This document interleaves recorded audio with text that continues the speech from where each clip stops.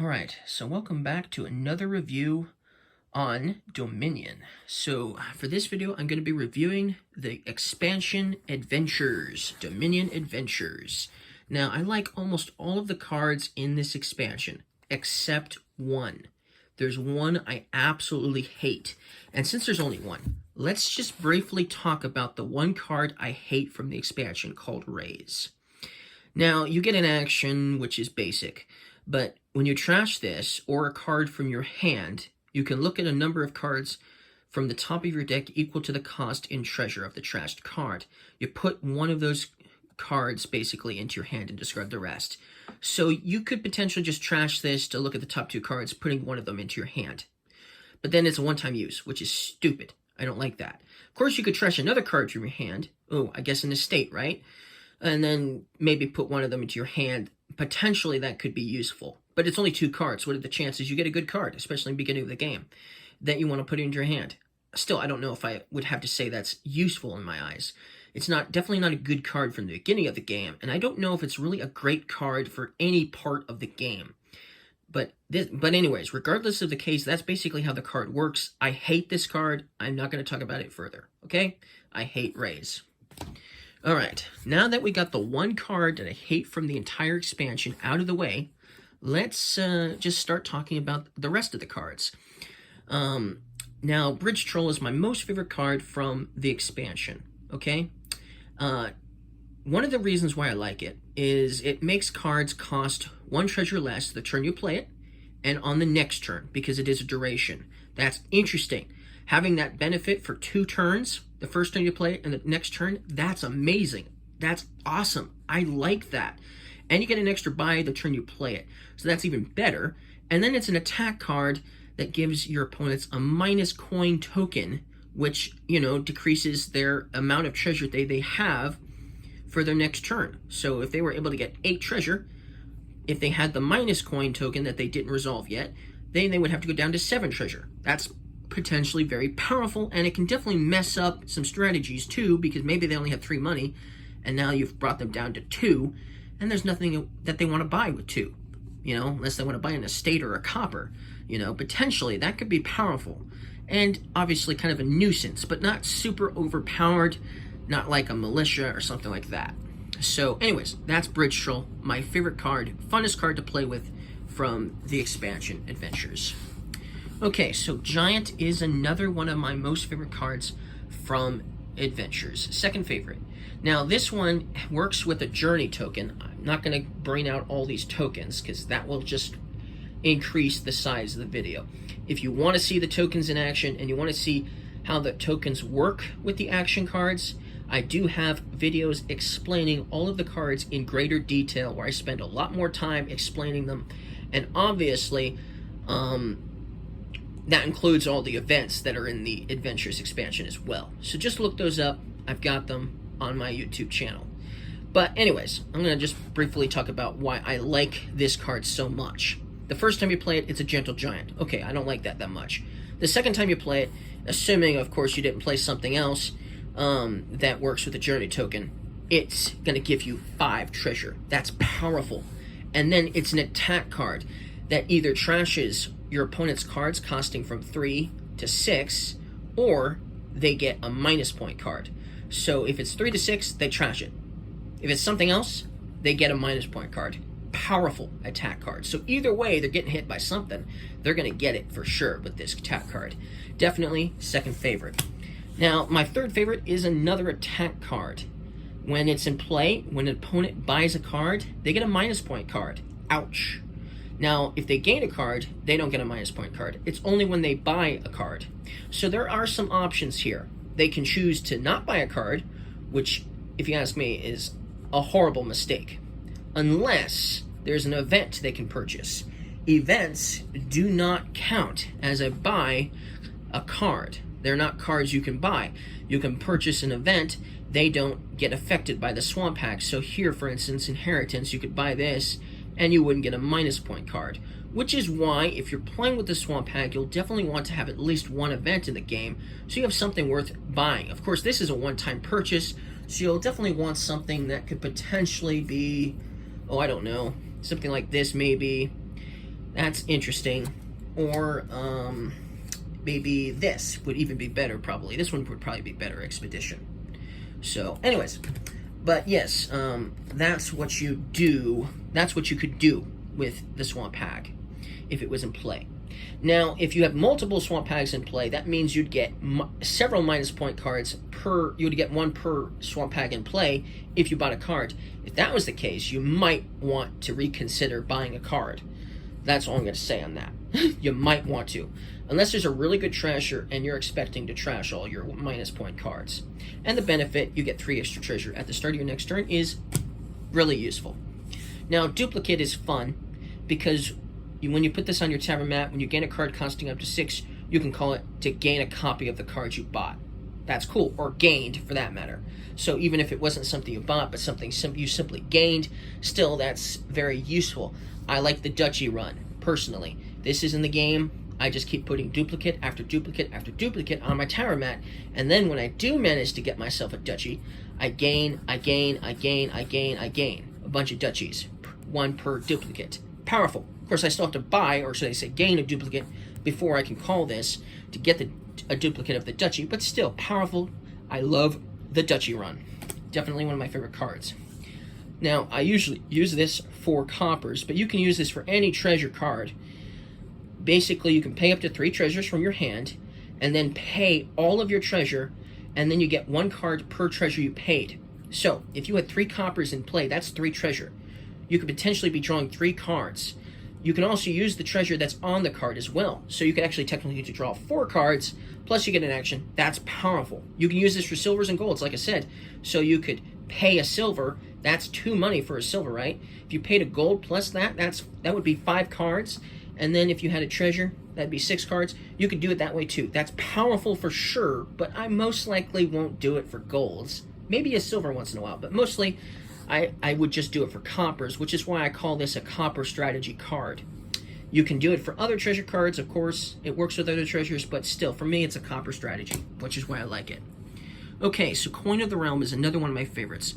This is a treasure you can put onto your tavern mat once you play it, and then you can save it for later. When you then after resolving an action, you can call this for +2 actions. Now, I usually wait until I run out of actions after I play an action card before I call this, of course. And then if I only do it, of course, if I'm going to actually play some actions too, of course. But it's nice having this around, so that way if I run out of, action cards that give me actions, then this will be ready to go, and I'll be able to play some more action cards. It's powerful. This is why I like it so much. That's why it's definitely one of my favorites. Okay, so the Lost City is another one of my favorite cards. It's a good action card, too, of course.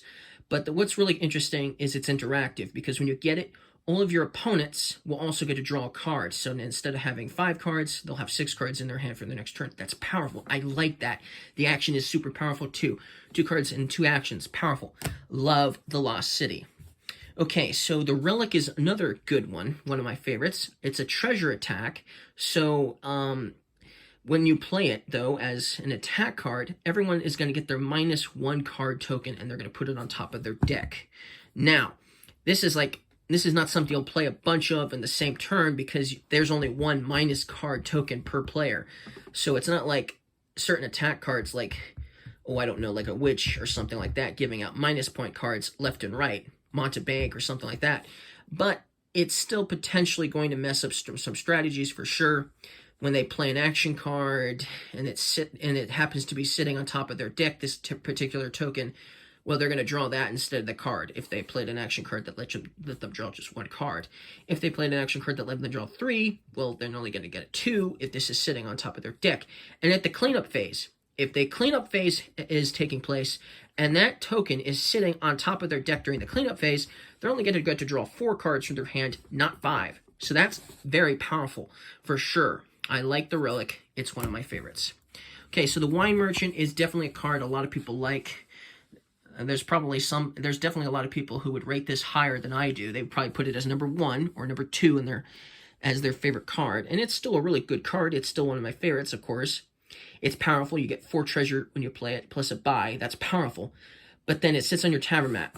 and then you only get it back when you have 2 treasure you didn't spend. Then you can basically discard this from your tavern mat, and then you'll get to play it again. But if you continuously use up all your treasure to buy cards, or you buy all these extra cards with these extra buys, and you use up all your treasure that way, then it might be a while before you get to play the Wine Merchant again. So, anyways, that's a good card. I like it nonetheless. It's powerful. It's useful. It's good. I love it. The Relic Carriage is probably my favorite, or second favorite, throne room variant. Now, you put this on your tavern mat, and then directly after resolving an action that's still in play, okay, so if it's not still in play, like another reserve card, for instance, if it's not still in play, obviously that would probably be a reserve card or something else. But if you played another card, another action card, regular one for that matter, you can call it to replay that action. That's powerful. It's just like Throne Room. You're not quite like Throne Room, but very similar indeed. And I still like this better than that because obviously I don't have to have this sitting on my hand at the same time I want to play that action card twice. Like, for instance, maybe I want to play the Giant twice in one turn, calling this back, basically, right? And playing the Giant, so the first time it's gentle, and the second time it's aggressive. I like that. That's why I like the Royal Carriage so much. Okay, so Caravan Guard. It's a action, duration, reaction. And the action is very basic, okay? But what really makes it shine is its reaction. Because when an attack card is played, you can play this from your hand. When you play it from your hand, you get everything except the +1 action. So you get to draw a card, and you get +1 treasure at the start of your next turn. That's powerful, for sure. I like that a lot. You're not wasting an action playing it for your next turn, of course, and you're not obviously getting the +1 action if you're basically revealing this and playing this from your hand on an opponent's turn because they attacked you, but still, it's very powerful, very useful. I've had a lot of fun with this card. That's why it's one of my favorites. Okay, Hireling is another good card. This is definitely higher on some other people's lists for sure. I definitely have a friend who would probably put this as his favorite card from the expansion, most likely. Now, it's powerful because if you play this card, it stays in play, okay? And then when it stays in play for the rest of the game, at the start of each of your turns, you'll get +1 card per Hireling you have in play. That's powerful. I like it a lot, but it's definitely not my most favorite card in the expansion. Okay, so Distant Lands. This one is interesting because it's worth 4 victory points at the end of the game if it's sitting on your tavern mat, okay? Otherwise, it's 0. So you have to get it to your tavern mat if you're going to buy it. But there have been times when I bought it and I had a powerful turn and I didn't want to play it because it would have messed up my turn. And then I wasn't able to get it to the tavern mat later down the road. So you have to get it to your tavern mat as soon as you get it. Otherwise, what was the point of buying it in the first place? It was a wasted buy. But still, it's still a good card. I don't know, it's not great, but it's still good. Okay, Port is a good card because basically when you purchase it, you get another port. That's cool. You get 2 ports for the price of 1. I like that. That's good. Okay, so Ranger is another one that works with the Journey token. The first time you potentially play it, you only get the +1 buy. But the second time you potentially could play it, you'll get +5 cards. So having that Royal Carriage around could help you out if you're planning on wanting to play the Ranger for the 5 cards on the same turn you play it the first time. That's powerful. Okay, so Champion, Hero, Warrior, Treasure Hunter, and Page. They all go together. This is a Traveler card, and you can't access these cards here until you work your way up the chain, starting with the Page. You have to play it in order to move on. Of course, you can decide not to move on, but basically it's a thematic card. The Page becomes a Treasure Hunter, the Treasure Hunter becomes a Warrior, the Warrior becomes a Hero, the Hero becomes a Champion. Now, this is a good card. This is a good set of cards here. Definitely a very powerful set of cards. The Champion is something you might not get towards the end of the game, of course, but it makes you immune to all attacks, and it basically makes all actions completely limitless, okay? Because it gives you +1 action for every action you play. So you'll never run out of actions. So you'll always have actions. But then that makes all of the other cards that gives you all those extra actions obsolete. Makes Coin of the Realm obsolete. It makes Port obsolete. It makes Lost City obsolete. Well, maybe not Lost City, because you do get to draw 2 cards. But the point is, it makes all those extra cards that give you +2 actions almost pointless. Which is why I'm not a huge fan of the champion as much as I used to. Yes, you're immune to attacks. A lot of people like that. I know one person in particular who will definitely get the page as one of his first buys, so he can get champion played immediately. And I'm sure he knows it's powerful and he likes it for the other effect too. But I was just having a conversation with my friend, another one of my friends the other day, and we both do not like that the champion gives you unlimited actions in a sense. We don't like that. It messes up the whole strategy of the game in our eyes. So, Gameland Master is the friend I'm talking about. He will sometimes leave comments on my channel. That's the friend I'm talking about. He does not like champion as much as me. We both don't like this card much at all. So, but hero, I like that hero because the hero gives you money and you can gain a treasure. So sometimes I'll just go for this just for the hero alone. I'm not saying I will never go for the champion, but I don't like that. The idea of, you know, messing up the whole idea of having a strategy in the first place. So anyways, that's what I think about this set of cards. Now, they're good. You know, I'm not going to talk about all of them. They're good, but they're not great for sure. And some of these are just sort of so-so. And what I mean by so-so, Page would be so-so, Treasure Hunter is kind of so-so, even Warrior is kind of so-so. Hero is great. Champion is good, okay? So altogether, that's why it's so close towards the middle of what's left, because of that. It's not, the other Traveler, I actually like this one better than the other set of Traveler cards. Still, it's okay. Okay, so Gear is next. Now, Gear is nice because even if I don't have extra actions for the turn, I'll still play this card for +2 cards. Because then I can set aside up to 2 cards from my hand face down under this, and at the start of my next turn I get to put them into my hand. That's why I like Gear. Even if I don't get the +2 actions, it's still worth playing because I can set them aside at least. So Gear is a good one in my eyes. It's definitely good. Okay, so Rat Catcher is another good one because you can put this on your tavern mat, and then at the start of your turn, you can trash a card from your hand, because he's basically caught himself a little rat. That's the Rat Catcher. Playing this card with rats is very interesting. I've had some fun games playing rats and Rat Catcher in the same game for sure. That's why I say it's a good card. It's a good trasher too. I like it. So it's a good card. Myser is another good card. It's sort of a good copper strategy, but not the best copper strategy out there, because you do have to take the time to get the coppers to your tavern mat, and then of course you also have to play it as a separate action, so you can't put a copper onto your tavern mat and then get +1 treasure per copper on your mat. You can only do one or the other. So that's why I'd have to say it's a good card, but not a great card. Okay, so Guide. Guide is kind of nice because if you have a horrible hand, you can use the Guide to discard your horrible hand and draw 5 more cards for maybe a better chance of a good hand. But there have been games when I would put this on my tavern mat and would sit on my tavern mat for the rest of the game because I just had good hands all around. So, you know, I don't know. It's definitely useful if you're going to play with Militia or a card similar to Militia where you're going to have to discard down to 3 cards in hand. Then having a Guide around on your tavern mat is definitely awesome for sure, which is why I say it's still a good card nonetheless. That's the Guide. Okay, Amulet is good. It gives you 3 choices when you play it, and at the start of your next turn it gives you 3 choices. You can get a treasure, you can discard you can gain a silver, or you can trash a card from your hand. 3 choices. It's still good because you get to do it twice, basically. It's a good card. Haunted Woods. Haunted Woods is kind of like Ghost Ship, except it's only when an opponent buys a card does the attack affect them. And what that means is if they buy a card, which would be somewhat similar to Swamp Hag in a way, then all of the cards that are sitting in their hand during cleanup phase will have to be put back on top of their deck in any order. So that's the problem with that, of course.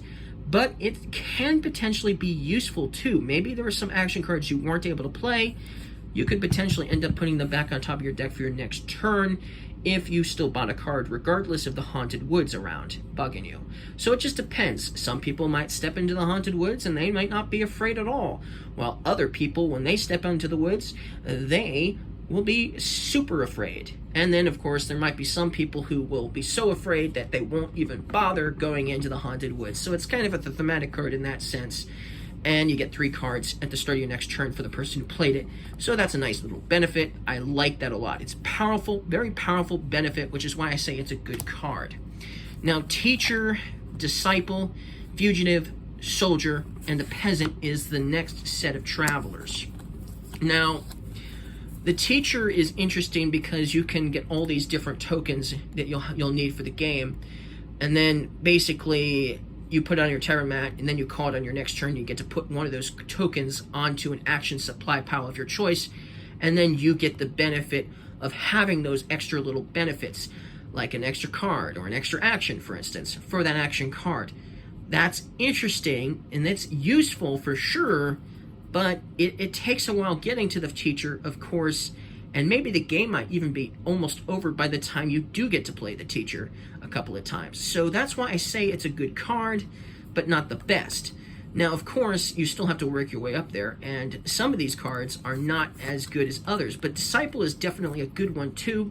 Sometimes I might just go for it just so I can get the Disciple, because it lets you play an action card from your hand twice, like a Throne Room would do. But the reason why I like this more than Throne Room is you also gain a copy of the card that you played. That's very useful for sure, assuming, of course, it's a card you can gain a copy of to begin with.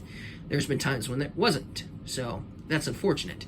The Fugitive is also an okay card because, you get 2 cards in action, you discard a card, so that's still useful. The Soldier is a minor attack because it's a weak militia, but the benefit is about the same as a militia, with the potential of maybe some extra treasure if you have other attack cards in play before you play the Soldier. Still, that's not likely to happen very often. So that's why I say it's a minor attack and not the best there is. Probably one of the weakest attacks there is, actually. Well, almost weakest. And then the Peasant, obviously, is just a minor little ability. You're not going to hold on to the Peasant for long, for sure, obviously. Which is why I say this is just a good set of cards. Okay, so moving on. We've only got a few cards left. Okay, so Magpie is kind of like Rats. When you play it, you could potentially gain a Magpie. Potentially. You get to draw a card, obviously, in an action, and then you can reveal the top card of your deck. If it's a treasure, you get to put it into your hand, so that's useful. But if it's an action or a victory card, you gain a Magpie. I like it. It's a good card. Okay, Transmogrify. Now, this one is a good card because you're not wasting an action playing it, putting on your tower mat, and then it's a good trasher because you could potentially get something good and getting to put that card into your hand. It's not necessarily the best trasher there is. If you're trying to get rid of some minus point cards, or some coppers for that matter, it's not very good.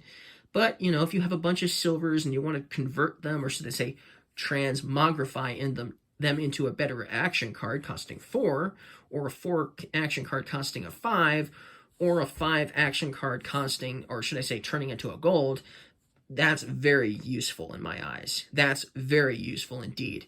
And that's why I say it's a good card. I like that idea. Because you do get to put it into your hand, which is why I like about trashing a card and gaining costing 1 more than it. It's cool. It's weaker, obviously, than a remodel, but still, getting to put it into your hand, and you didn't waste an action, and it's at the start of your turn, it just makes the game interesting for sure. I like Transmography. It's a good card.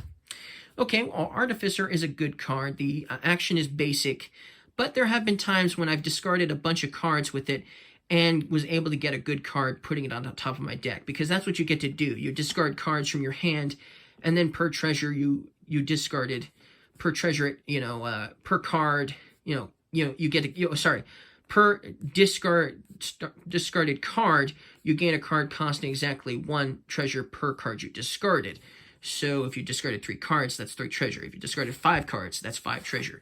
And then you get to put on top of your deck. What really makes this fascinating, though, is if you had a powerful turn and you had tons of cards sitting in your deck, or sitting in your hand, and you were able to draw a lot of cards and you have a lot of cards, Maybe you have more than 8 cards sitting in your hand, and you play this card.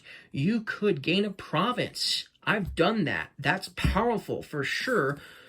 But, you know, it's still contingent on that, of course. So playing this first on a turn is not necessarily the best idea in the world, because then you only have, like, 4 cards in your hand. But that's why I say it's a good card, but potentially very powerful.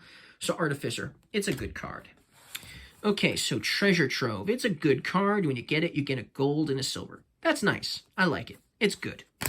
Okay, Messenger. Messenger is basically like the Chancellor from the base game, which obviously most people did not like. It's exactly the same with one difference.